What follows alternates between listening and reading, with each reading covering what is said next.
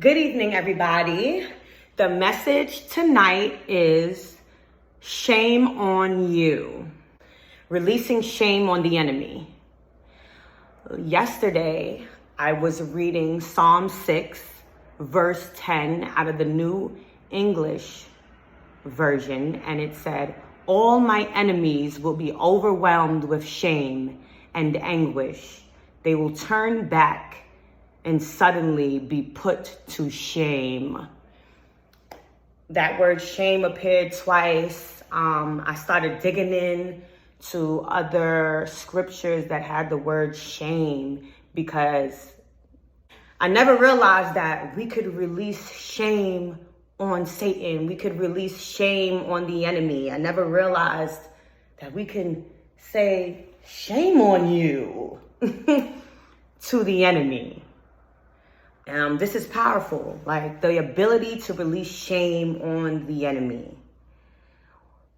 Ways to back down the enemy. That leads me to the revelation that if we are allowed and can shame the enemy, that means to tell me the enemy is not always prowling around strong and mighty and defeating souls.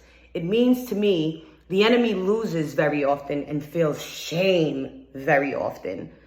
The definition of shame says the enemy feels a painful feeling of humiliation or distress caused by the unconsciousness of wrong or foolish behavior.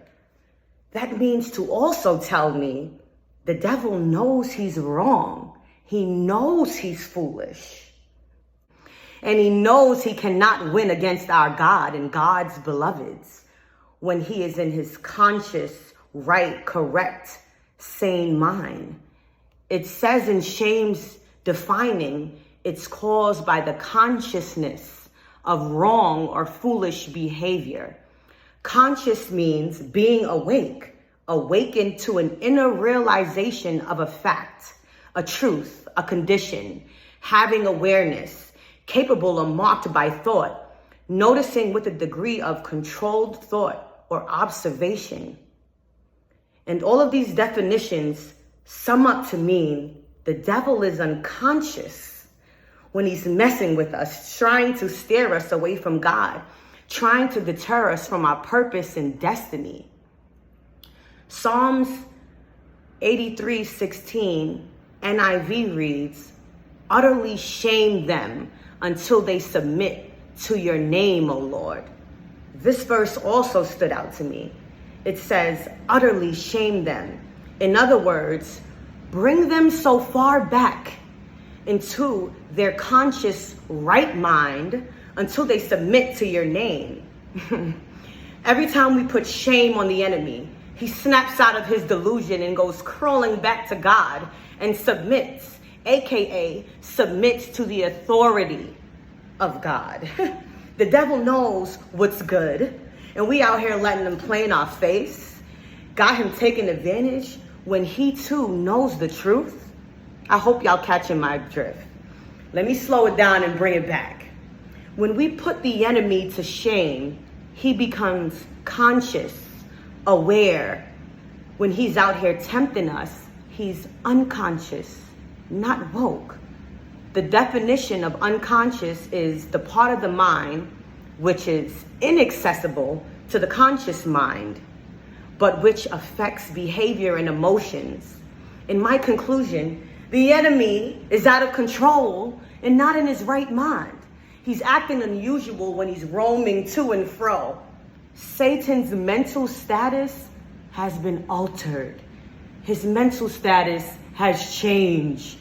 The devil is a madman. This is the revelation I also caught. The devil done lost his mind. So next time the devil comes messing with you, put him to shame, okay? Say, devil, you crazy. You must be out of your mind. Don't mess with me, Satan. I heard you're not wrapped too tight. I heard you're bugged out. You be tripping sometime. Devil, did you take your meds today? No offense, but you know how you see a so-called crazy person in the street trying to get close to you. You run the other way. You don't tempt that crazy. You don't entertain that crazy. You don't say, hey, crazy, let me get a little closer and see what crazy things you can do to me while you're not in your conscious mind. Satan, I've cracked your code. You are crazy.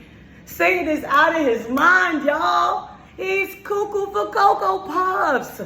We've been letting a cuckoo man play with us. We've been letting a cuckoo man play with our destiny, mess around in our life, go all out of control. His mental status is altered.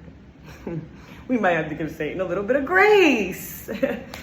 When I came to this revelation that Satan is not in his conscious mind, he's not in his right mind, I started busting out laughing. I was laughing with God.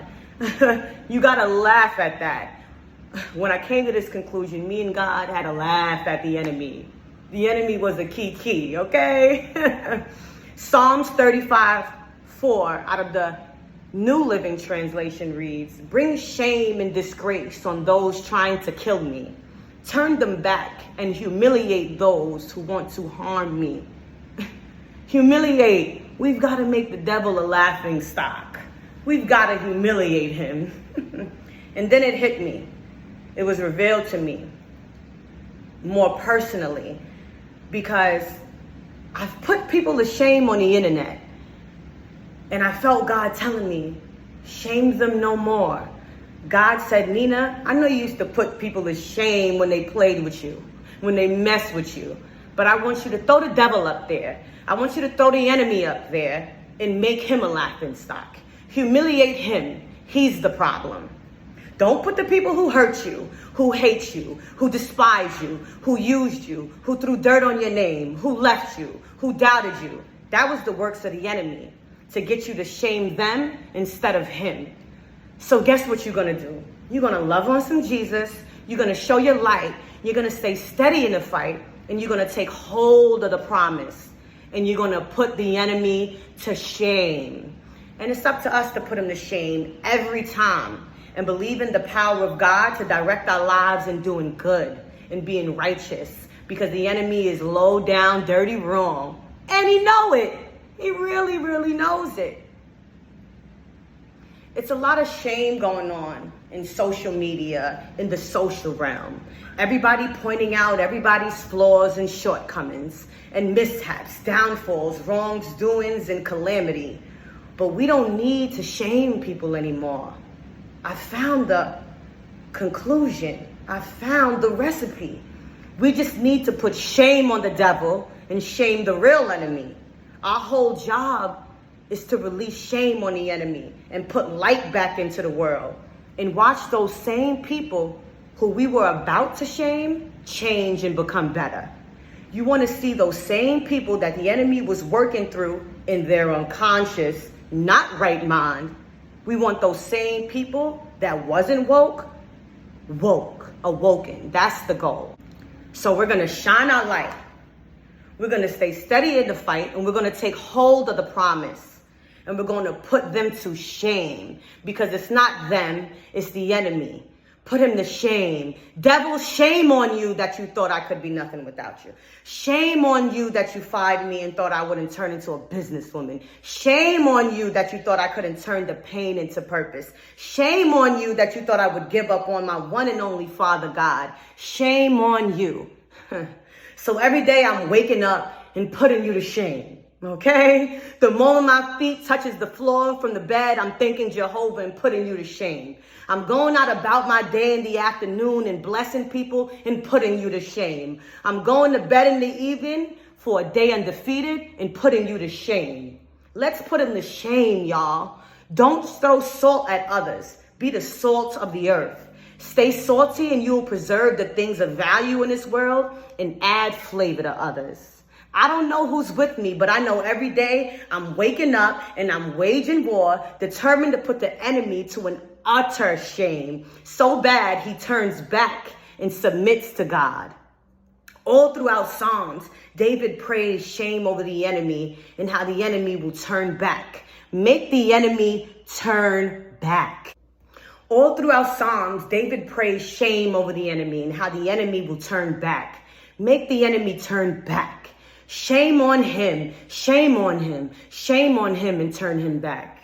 That's what we're going to do. We're going to turn the enemy back. Let him come and walk right back and get on his knees and submit to our God. Thank you, you guys. Stay tuned because I have a follow-up discussion with Halima Brown from Mother of Pearls podcast. And we're going to dig a little deeper into this message of shame and putting that shame and releasing that shame on the enemy. Thank you.